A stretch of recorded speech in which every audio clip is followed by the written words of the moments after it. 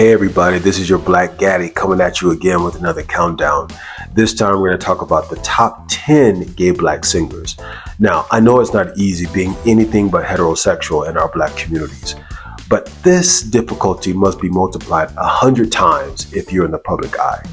So this is going to be your Black Gaddy's top 10 gay black singers, focusing only on those who are openly gay, not those who are ambiguous or confused or on the DL or bisexual or just gay baiting. These are those brave black singers who sacrifice a lot just to be themselves out there on the scene. So here we go. Number 10, Tevin Campbell. He's that Texas twink who one day looked in the mirror and said, "Hey, I'm ready." He eventually came out via a tweet years after his star had already dimmed.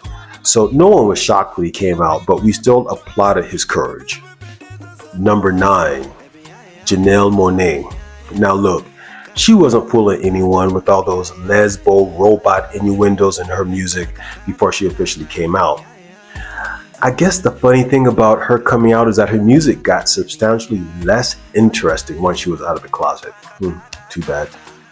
Number 8, Billy Porter.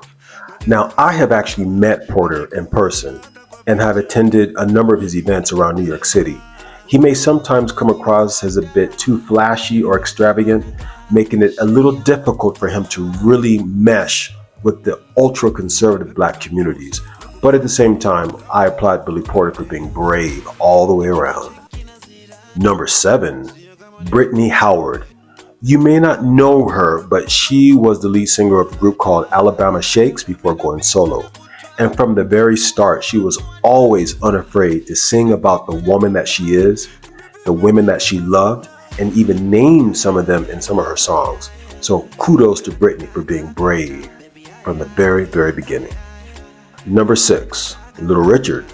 Now, Little Richard should be higher up on this list. I mean, he was always 100% sure about being the architect of rock and roll. But when it came to sexuality, he was too wishy-washy for my taste. One day, he claims to have invented homosexuality, and the next day, he becomes a minister and claims Jesus cured him of it. Whatever. Number 5, Rupaul. Now, Rupaul certainly is a pioneering figure when it comes to gay singers. And though it all seems nowadays like queerness to him is more like a business model than an attempt at inclusion, still, I think this is a good thing. So kudos to Rupaul. Number 4, Syd Tha Kid.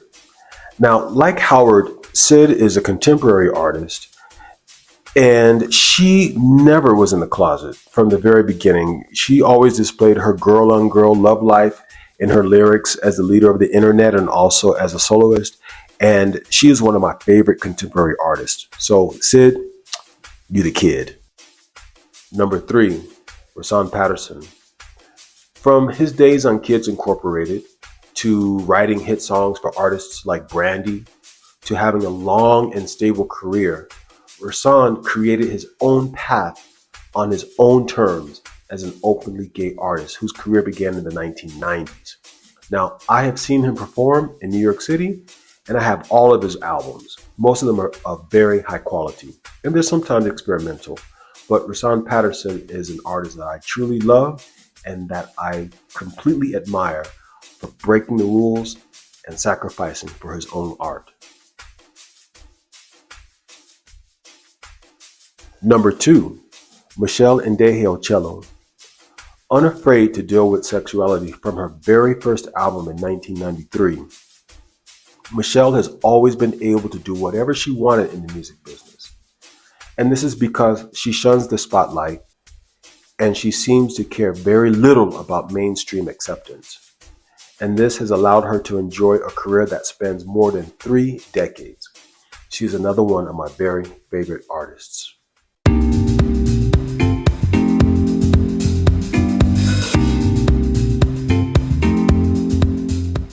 Vandross never came out of the closet when he was alive, but he was posthumously outed by Patti LaBelle, and nobody was really surprised.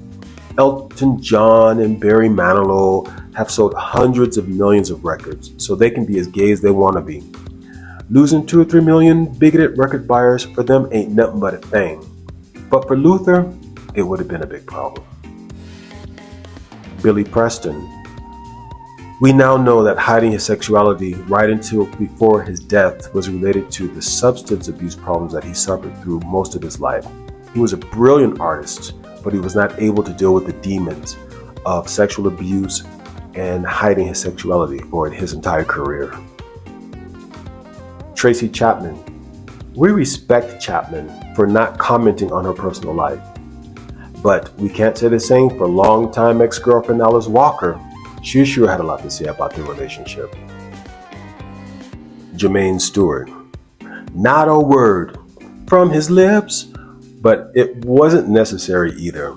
I mean, Stewart took the hot comb press to the limit, becoming the first black MO decades before Jimmy Butler did it, making it clear what side his bread was buttered on. And we love Jermaine Stewart, and may he rest in forever peace and power.